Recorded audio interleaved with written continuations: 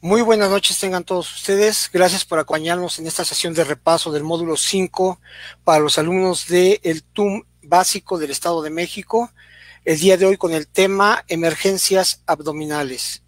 Contamos el día de hoy con la presencia de nuestro buen amigo y colega Daniel Corona, el cual es TUM avanzado y además es médico residente del Hospital de Alta Especialidad de Zumpango como residente en anestesiología, residente 1 de anestesiología, y el cual va a ser el que va a dirigir la sesión el día de hoy. Bienvenido, Daniel.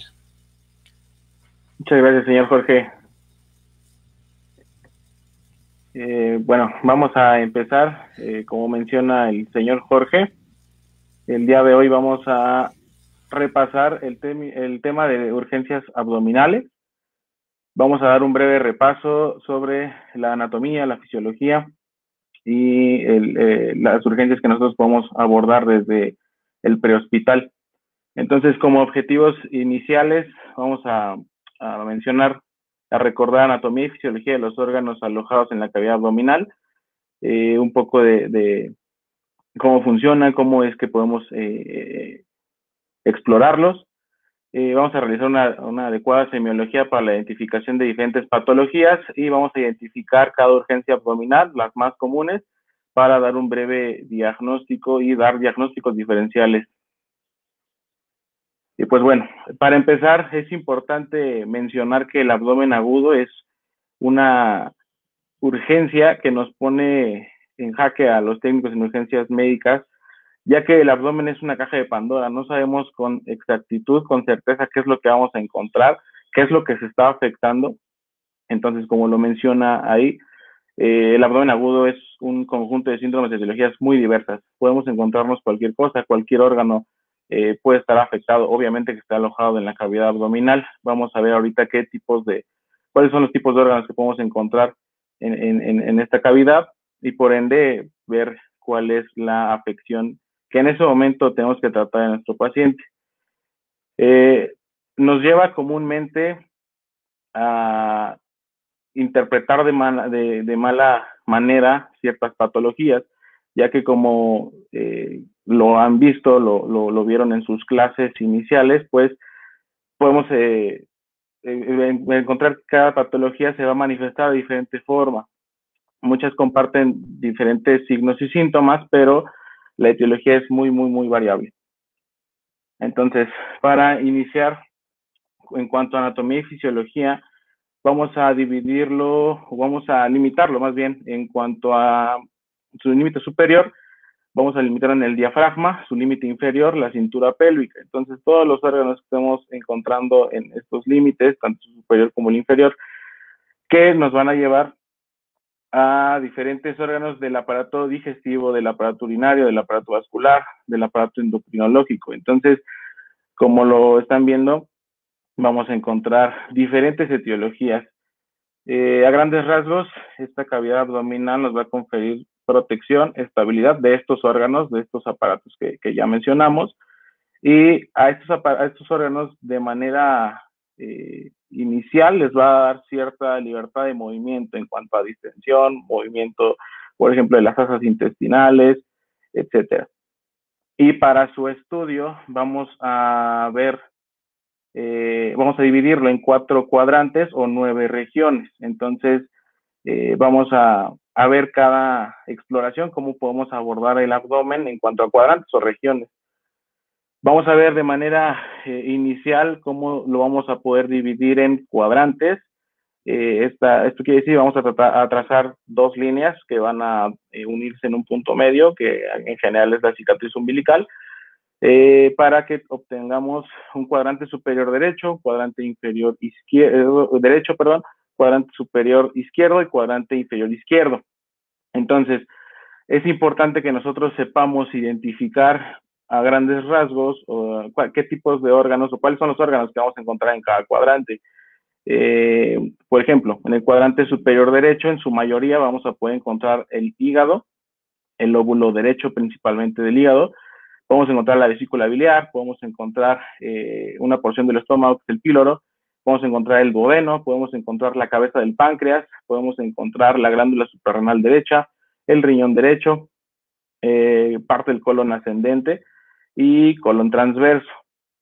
En cuanto al cuadrante inferior derecho, podemos encontrar el ciego, podemos encontrar el apéndice, la mayor parte del ilion, colon ascendente, que es la porción inferior. En las mujeres vamos a encontrar ovario derecho, trompa uterina derecha, podemos encontrar uretero derecho, el útero y vejiga. En el cuadrante superior izquierdo podemos encontrar el lóbulo izquierdo del hígado, podemos encontrar el vaso, el estómago, el yeyuno y la parte proximal del ilion. Podemos encontrar el cuerpo y la cola del páncreas, la glándula suprarrenal izquierda, el riñón izquierdo y colon transverso y colon descendente en su porción superior. Y en el cuadrante inferior izquierdo podemos encontrar el colon sigmoide, colon descendente, ovario izquierdo, trompa uterina izquierda, uretero izquierdo, cordón espermático izquierdo, útero y vejiga urinaria. En cuanto a regiones, podemos dividirlo en 9 regiones. Vamos a trazar 2 líneas longitudinales y 2 líneas transversas, las cuales nos van a dividir en 9 regiones. Empezando en la parte superior, vamos a encontrar el hipocondrio derecho. Posteriormente, en la región media superior, podemos encontrar la región epigástrica y el hipocondrio izquierdo. En las regiones medias podemos encontrar la región lumbar derecha, la región umbilical o mesogastro, también lo podemos encontrar en diferentes bibliografías, y la región lumbar izquierda. En la parte inferior podemos encontrar la región ilíaca derecha o fosa ilíaca derecha, región hipogástrica, o también podemos encontrarlo en diferentes bibliografías como región púbica y la región ilíaca izquierda. Entonces, ya será consideración de cada uno de ustedes cómo es que ustedes quieren dividir el abdomen para su estudio, cuál es la que les va a servir mejor a ustedes para encontrar los diferentes órganos que podemos encontrar en la cavidad abdominal y para su exploración, evidentemente. Entonces, en la cavidad abdominal podemos encontrar órganos huecos y órganos sólidos. En cuanto a los órganos huecos, que principalmente podemos encontrar el estómago, duodeno, yeyuno, ilion, colon y apéndice. Los órganos sólidos que podemos encontrar, que nos pueden dar diferentes patologías, vamos a encontrar el hígado, páncreas, riñones y vaso. Es importante diferenciar cada tipo de órgano, dependiendo si es órgano hueco o sólido, es la complicación que de pronto nos podrían llegar a dar. Podemos encontrar que de pronto, vamos a ver más adelante cómo es que el dolor se da en los órganos o las vísceras huecas y los órganos sólidos. Entonces, de manera inicial, se va a generar un estímulo, ya sea por estiramiento, por inflamación, por perforación, etcétera, en el cual el órgano va a generar un estímulo hacia la parte dorsal de la médula espinal, en la cual se va a tener esa percepción de dolor, la cual va a subir al cerebro, la cual se va a procesar para generar un estímulo doloroso.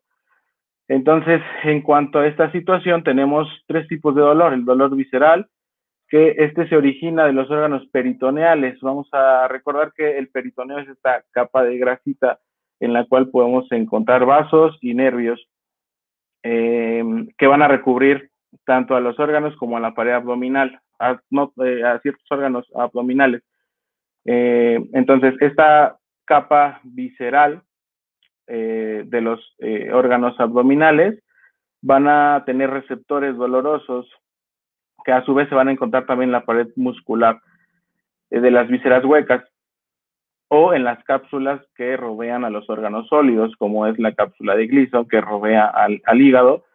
Esto va a ocasionar se va a estimular por el estiramiento o contracción de las vísceras huecas, puede derivarse de eventos isquémicos, de eventos inflamatorios o distensión. El dolor parietal o somático se va a generar en el peritoneo parietal. Este va a ser estimulado por inflamación, por infección o por agentes químicos. O también para entenderlo mejor, en caso de que alguna víscera hueca derrame su contenido en la cavidad abdominal, se va a generar también este estímulo. Esto se va a acompañar de un estímulo como espasmo en la musculatura del abdomen. Este tipo de dolor parietal es más intenso, es de aparición brusca y este va a agudizar con el movimiento. Este tipo de dolor es más localizado que el visceral. El visceral se dice que es un dolor como ciego, un dolor que no se percibe de manera adecuada, el paciente no nos va a poder referir de manera exacta dónde está el dolor. A diferencia del parietal, que en este caso sí se va a generar con más exactitud la localización.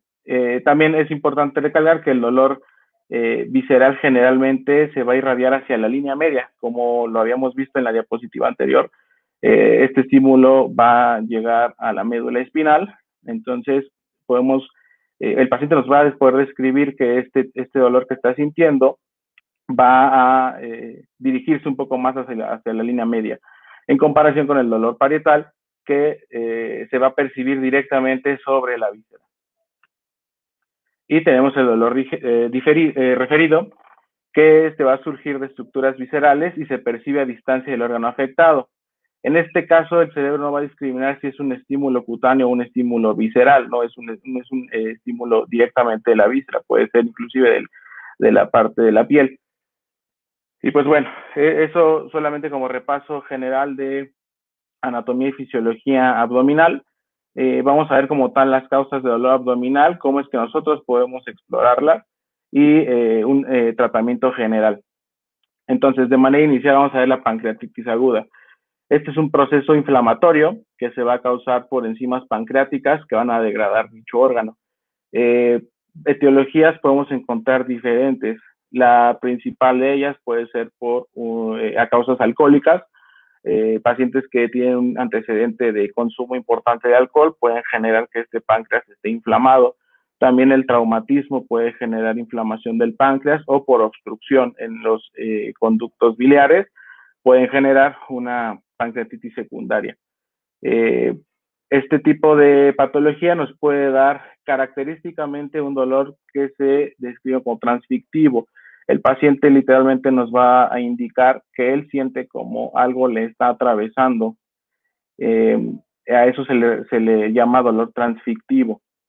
Puede haber distensión abdominal, dependiendo de la etiología, puede haber fiebre y puede haber náusea.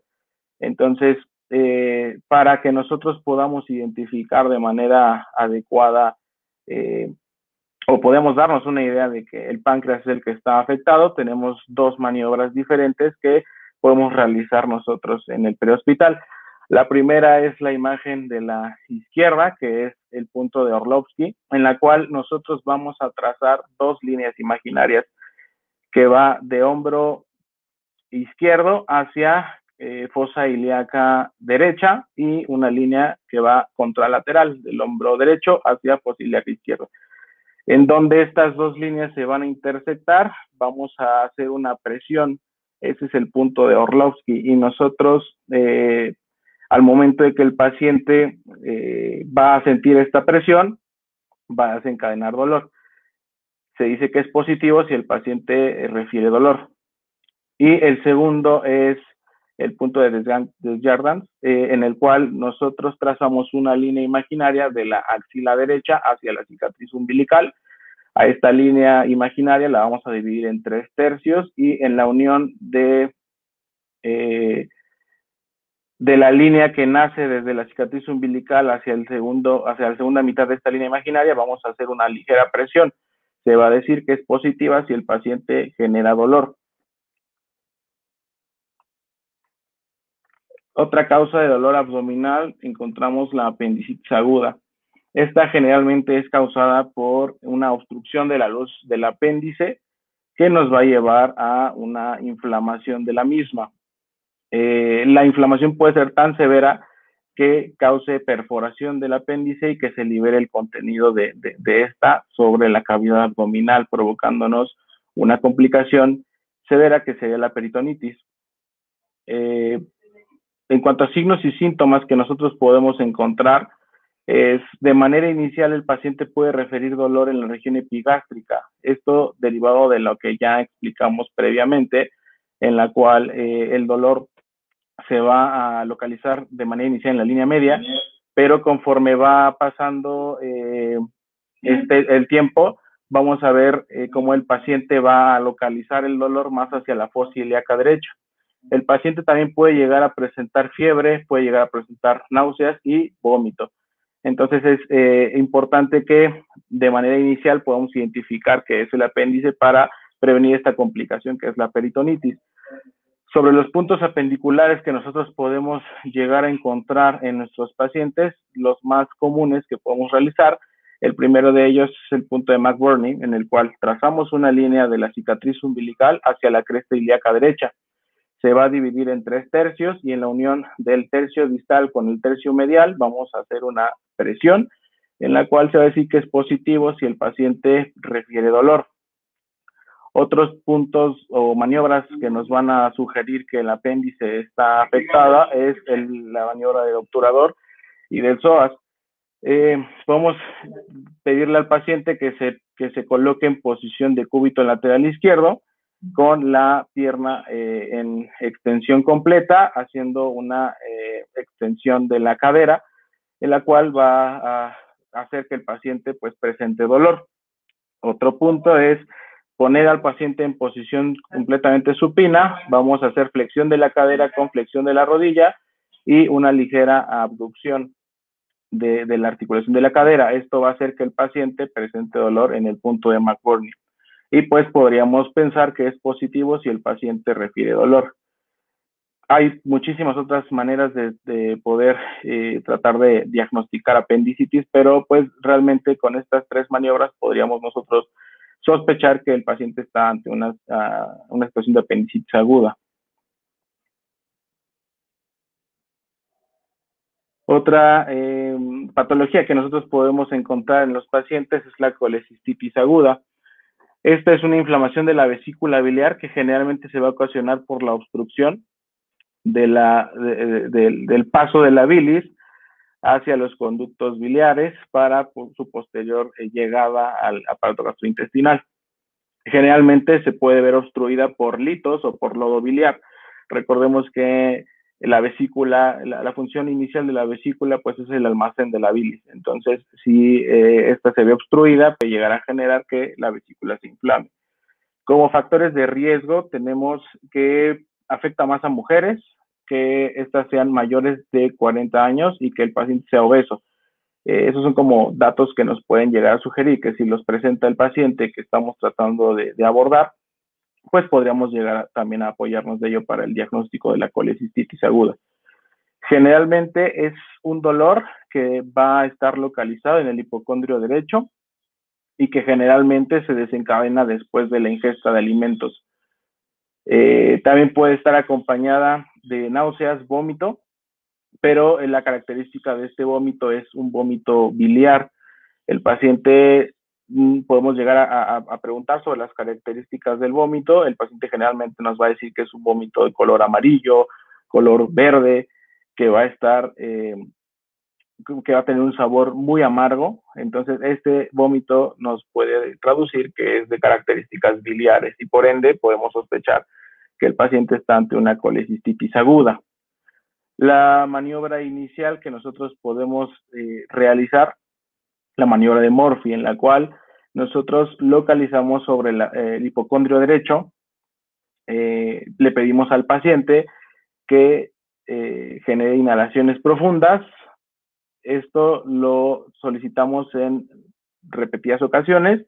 Le pedimos al paciente que inhale profundo, que exhale, y una vez que inhale de manera profunda, nosotros palpamos o tratamos de palpar hacia el hipocondrio derecho, tratando de palpar la vesícula biliar, y el paciente, en caso de que corte esta inspiración profunda y que genere, bueno, que nos refiera dolor, decimos que la maniobra de Murphy es positiva.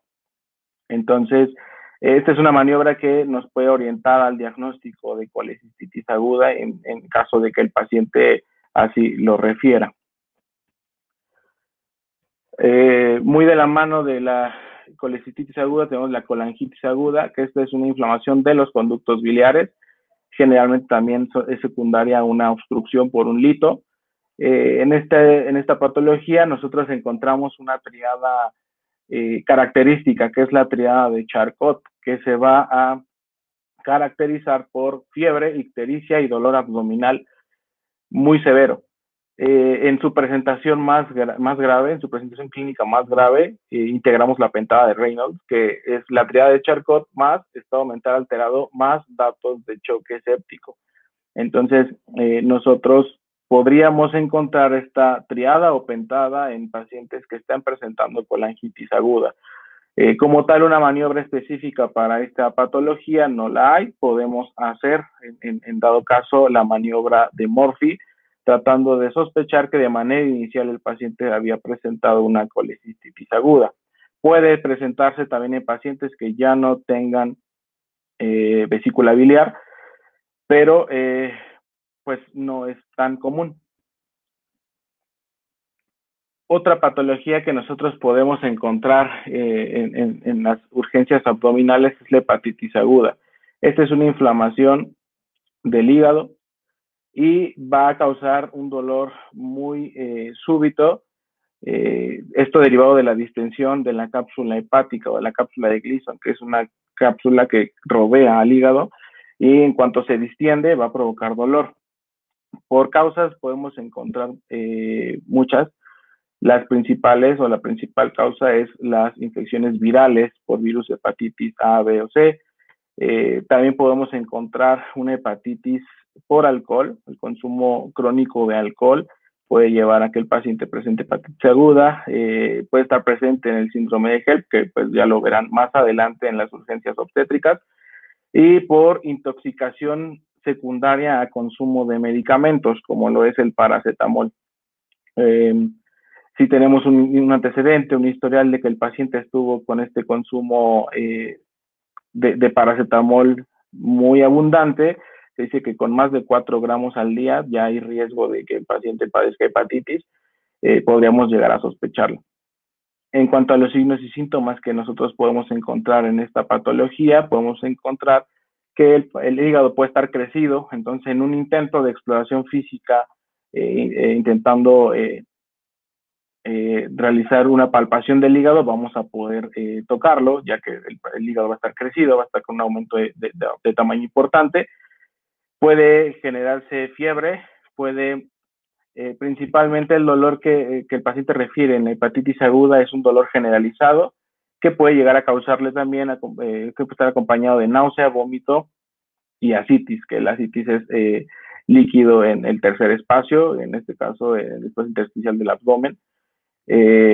Entonces, ya en patologías muy avanzadas podemos encontrarla. Vamos a ver ahorita más adelante también como causa de sangrado de tubo digestivo las varices esofágicas, pero ahorita lo vamos a tocar. Entonces, hablando del sangrado de tubo digestivo en general, vamos a encontrar que es una causa de hemorragia del tubo gastrointestinal, del conducto gastrointestinal, por diversas causas. Según el origen, lo podemos clasificar en sangrado de tubo digestivo alto y sangrado de tubo digestivo bajo.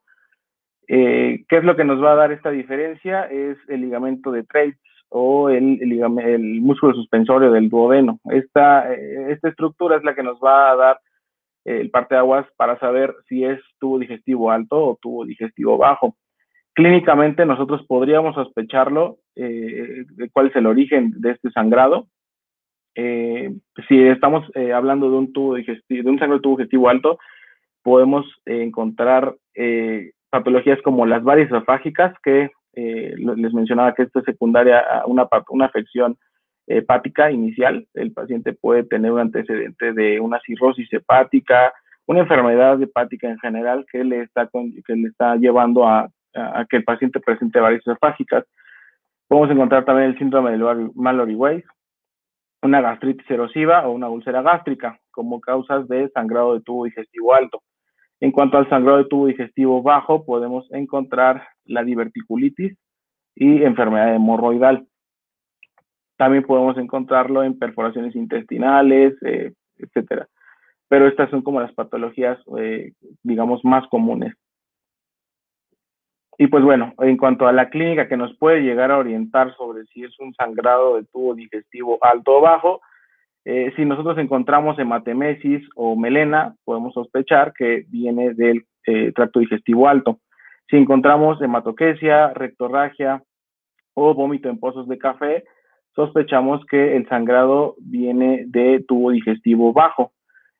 Generalmente tenemos que tener como esta habilidad de preguntarle todo lo clínicamente posible al paciente en el sentido de ser muy específicos, preguntando qué es lo que vomitó el paciente. El paciente va a decir, vomité sangre, pero nosotros tenemos que ser un poquito más precisos en cómo lo preguntamos. No es lo mismo que el paciente nos esté vomitando sangre, digamos, arterial, que nos hace sospechar tal vez de unas varices esofágicas, o vómito con muy poco tinte sanguíneo derivado de un vómito de pozos de café. Entonces, si nosotros solamente de manera como general les preguntamos al paciente, ¿ha estado vomitando sangre? Muy seguramente, pues, nos va a decir que sí, pero a lo que nosotros nos sirve es que sea más específico con esta información. Saber interrogar sobre el tipo de sangrado, de qué color es la sangre que ha estado ya sea vomitando o defecando. Entonces, esto es lo que nos va a orientar a nosotros sobre el origen probable de este sangrado. Y otra patología que podemos llegar a encontrar es un aneurisma en la aorta. Un aneurisma es una debilidad en las paredes de la aorta, ya sea abdominal o torácica. En este momento estamos abordando las urgencias abdominales. Entonces, es una debilidad en las paredes de la aorta abdominal. Generalmente va a presentarse con hipotensión, dolor abdominal irradiado hacia la espalda baja, y en ocasiones, si así las características del paciente nos lo permiten, podemos encontrar o palpar una masa pulsátil. En casos de que este aneurisma se llegue a lacerar y que se rompa, podríamos encontrar diferencias en los pulsos. Los pulsos inferiores, los pulsos de las extremidades inferiores, los podríamos llegar a encontrar más débiles respecto a los pulsos de las extremidades superiores. Entonces, esto es un probable diagnóstico que nos va a orientar a que el paciente esté ante una situación de aneurisma de la aorta. Como otra patología que podemos llegar a encontrar, la infección de vías urinarias. Sabemos que es más común en mujeres. Clínicamente podemos encontrar que hay ardor al miccionar, que haya fiebre, que la paciente presente tenesmo vesical, que la paciente nos refiera que a pesar de que va al baño, se queda con ganas de seguir haciendo, o que siente que no vacía la vejiga por completo. También se va a caracterizar por dolor abdominal bajo, y para su exploración física nosotros realizamos puntos ureterales, en los cuales nosotros nos basamos ubicamos el punto en la sínfisis del pubis superior, hacemos una palpación y deben de ser positivos. En caso de que la paciente tenga infección de vías urinarias, va a desencadenar dolor. Y la pielonefritis, que es una infección de vía urinaria superior que afecta directamente al riñón. Este se va a manifestar por un dolor intenso que se va a percibir en el abdomen o en la espalda baja. Puede estar acompañada de fiebre, escalofríos, malestar general. Inclusive puede el paciente referirnos que tenga hematuria. Para su exploración física, nosotros realizamos la maniobra de Giordano, en la cual vamos a ubicar el punto costovertebral, vamos a ubicar la última costilla en su unión con la columna vertebral, y en ese punto vamos a realizar un pequeño golpe en el cual el paciente nos va a referir un dolor extremo en caso de que este sea positivo. Puede presentarse de manera bilateral o unilateral. Y pues bueno, esas fueron como las urgencias abdominales que más comúnmente nos vamos a encontrar en el momento en el que el paciente nos hable por una urgencia abdominal. Ahora vamos a ver la parte de la evaluación y algo de tratamiento. Pues como toda urgencia tenemos que asegurarnos de que la escena esté completamente segura para que nosotros podamos realizar un abordaje correcto y seguro para nosotros. Más en estos tiempos, el equipo de protección personal completo. No podemos abordar un paciente sin el equipo de protección personal, ya que podríamos tener riesgo de que el paciente vomite sobre nosotros y esto nos lleve a que tengamos contacto con estas secreciones. Tenemos que evaluar estado mental, podemos hacer la evaluación de ABDI, detectando datos en los que el paciente, en caso de tener alguna hemorragia, alguna hipovolemia secundaria, alguna urgencia abdominal, pues se vea afectado o alterado.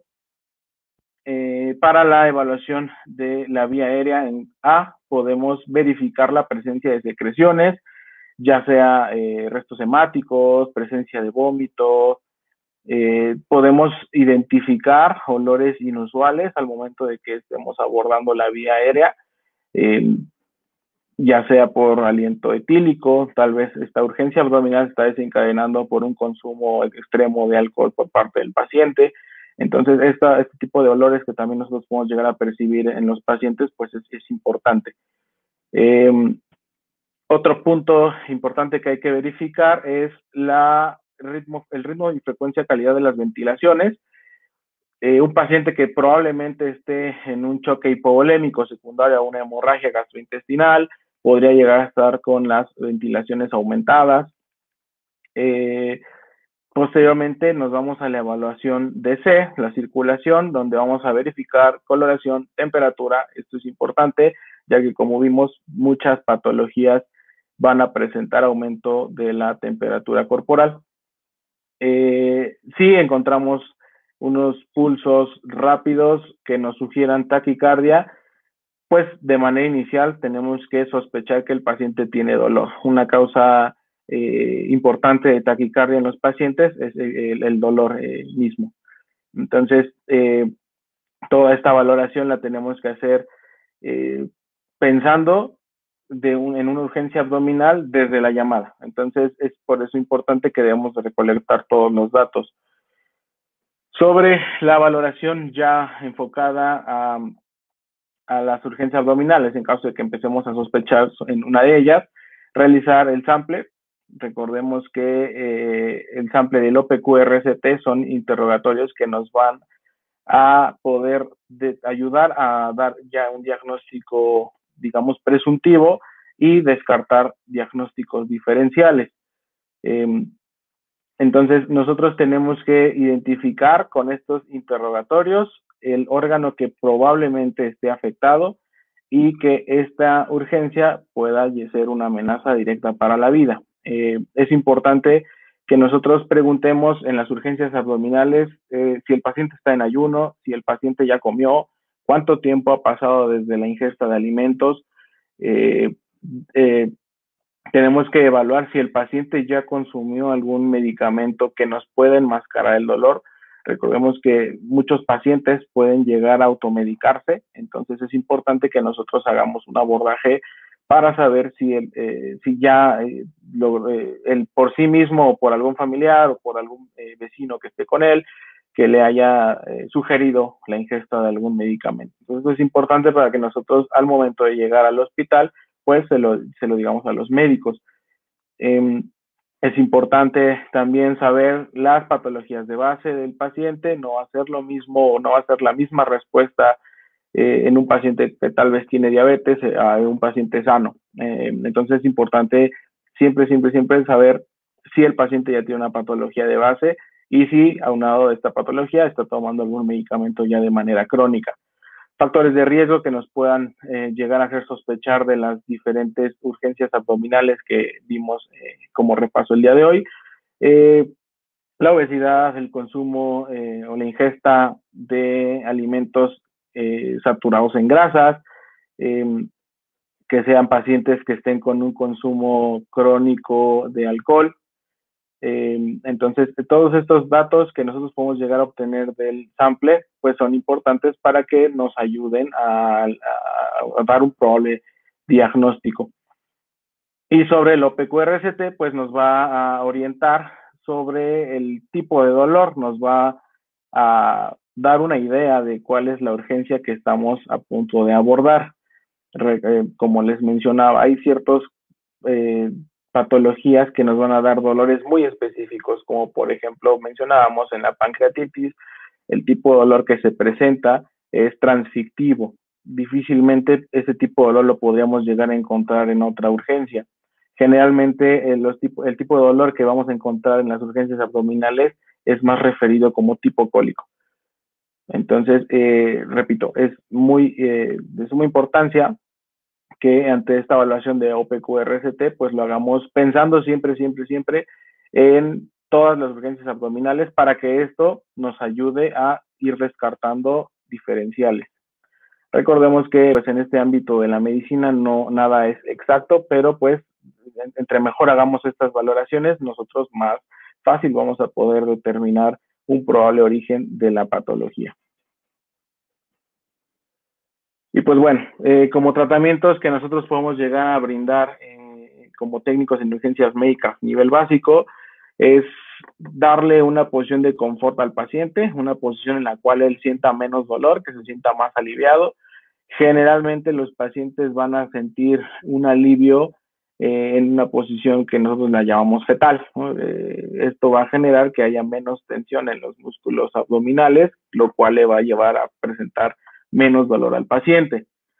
Manejar de manera adecuada nuestro ABC siempre, como no solamente en las urgencias abdominales, lo tenemos que saber manejar en todos los pacientes que lleguemos a abordar. Y ante datos de bajo gasto, la consideración de reposición hídrica.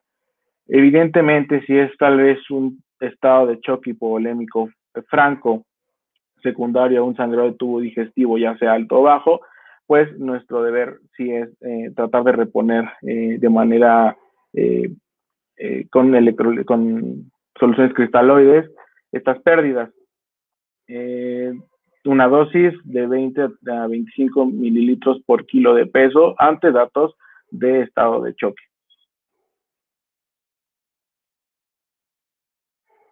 Y pues bueno, eso sería todo sobre el repaso de las urgencias abdominales. Creo que ahorita el señor Jorge nos va a ayudar con la sesión de preguntas en caso de que se generen. Muchas gracias, Daniel. Déjame revisar aquí las preguntas, si es que las hay. Hasta el momento no hay ninguna pregunta. Esperemos un par de minutos a ver si las van generando.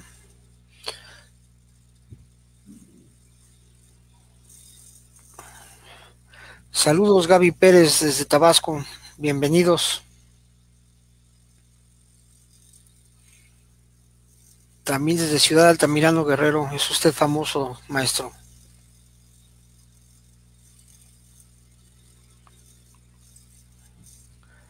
Tenemos la primera pregunta aquí, dice, dentro de las escalas para determinar si una patología es probable, como por ejemplo la apendicitis, la escala de Alvarado será de mucha ayuda a nivel prehospitalario. Pregunta, ¿es indiferente? Ya que para que dé positivo se requieren de 9 a 10 puntos y la escala marca que si son 7 o 9 es probable, y para confirmarla se requieren de 2 factores que esos ya son a nivel hospitalario, leucocitos y neutrófila. Sobre la escala de Alvarado, como bien menciona, es una escala que nos va a orientar sobre un diagnóstico probable de apendicitis aguda.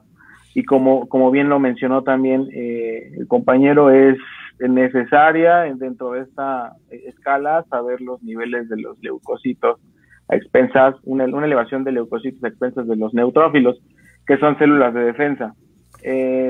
A nivel prehospitalario, pues difícilmente nosotros podríamos tener acceso a estudios recientes de ese tipo, a menos de que el paciente haya ido a toma de laboratorios hoy por la mañana y hoy por la tarde le dieron los resultados y hoy por la noche lo estamos abordando. La clínica y lo que nosotros encontremos en una exploración física en el paciente más la clínica, podríamos llegar a con eso podría llegar a ser suficiente para que nosotros podamos sospechar de una apendicitis aguda y por ende traslado de urgencia. Al final del día, en el hospital al que nosotros nos dirijamos, se le van a repetir de manera rutinaria los laboratorios, ya sea porque va a entrar a quirófano o solamente para descartar.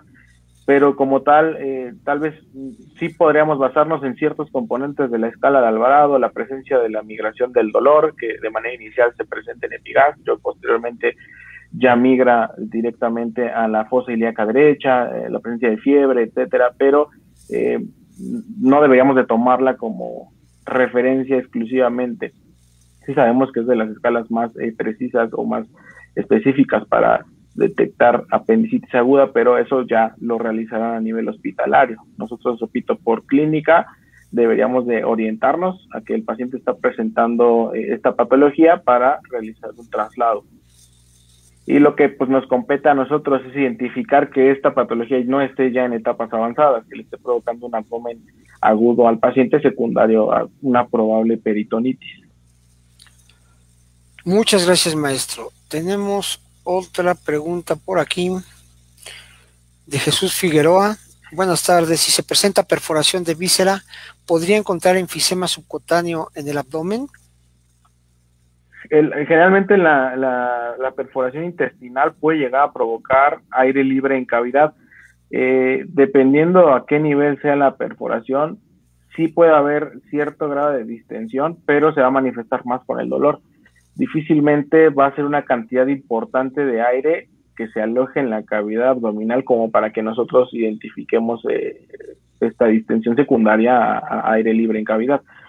Generalmente se va a manifestar más con los síntomas de dolor y sintomatología vagal. Va a haber taquicardia, va a haber tal vez hipertensión, pero como tal que nosotros clínicamente encontremos eso, tendría que ser una cantidad muy, muy importante de aire para que se pueda llegar a detectar.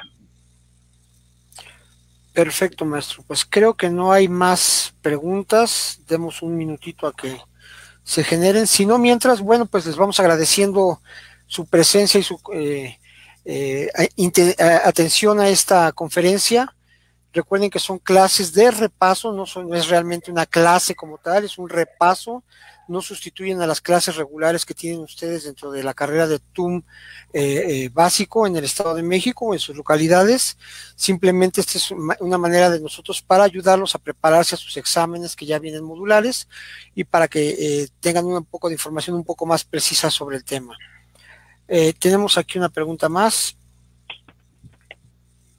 Dice Petronilo Trujillo, si hay hematemesis profunda a la hora de abordar al paciente, ¿qué podemos hacer como básicos para evitar sobre todo el estado de choque? ¿Alguna posición o suministro de soluciones?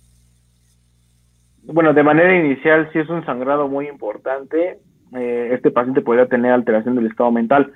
Entonces, una posición de seguridad en la cual garanticemos o tratemos de garantizar que el paciente no genere una broncoaspiración secundaria a este vómito que va a presentar y, evidentemente, tratar de reponer las pérdidas con soluciones cristaloides. De preferencia, ya sea la solución Hartmann, que es como la ideal para tratar un estado de choque, con una dosis que ya habíamos mencionado, entre 25 mililitros por kilo de peso. Esto para tratar de reponer las pérdidas que al final del día, pues, dependiendo del nivel de choque hipovolémico, el grado de choque hipovolémico, pues el tratamiento será con la restitución de paquetes sanguíneos. Entonces, primera, garantizar que el paciente que esté vomitando de manera profusa no genere broncoaspiración, aspiración de las secreciones y la reposición hídrica en caso de que así ya lo requiera el paciente. Perfecto, muchas gracias. Tenemos una más, sería la última, ya prácticamente estamos en tiempo, sería nuevamente de Jesús Figueroa. ¿En el síndrome compartimental abdominal se puede desarrollar radiomiolosis? Perdón. Sí, sobre el síndrome compartimental y la rabdomiólisis, generalmente secundaria más a un evento traumático, como lo es quemaduras por electricidad o quemaduras circunferenciales. que nos van a generar precisamente el síndrome compartimental. Y la rhabdomiólisis pues es más, repito, secundario a un estrés, por ejemplo, ejercicios extenuante, pero tendría que ser muy, muy, muy extenuante, muy, muy prolongado, como para que empiece a generar datos de rhabdomiólisis. Pero la rhabdo es generalmente más asociada a quemaduras por electricidad. Entonces, de ahí nosotros tendríamos que sospecharlo ante alteraciones del ritmo cardíaco, por ejemplo, que se presenta alguna arritmia, pero pues eso seguramente lo veremos en el repaso de tratamiento y diagnóstico de quemaduras. Perfecto, pues muchas gracias. Gracias a todos. Sería esta la última pregunta. ¿Algún comentario adicional, maestro? No, pues agradecer este espacio, desearles a todos los alumnos, todos los compañeros que se encuentran en este proceso de formación, que aprovechen al máximo las clases, que aprovechen este tipo de sesiones, que no se queden con ninguna duda y que pues recuerden que al final del día nosotros no tenemos la verdad absoluta, siempre hay que irlo a consultar, y pues éxito en todos sus exámenes y lo que venga. Muchas gracias, maestro. Y pues muchas gracias a todos ustedes por asistir a esta transmisión en vivo. La grabación quedará disponible en unos cuantos minutos también en la página de Facebook. Pueden seguirnos en la misma que está aquí. Bueno, ustedes se conectaron obviamente a esta conferencia a través de esta página. Ahí quedará disponible.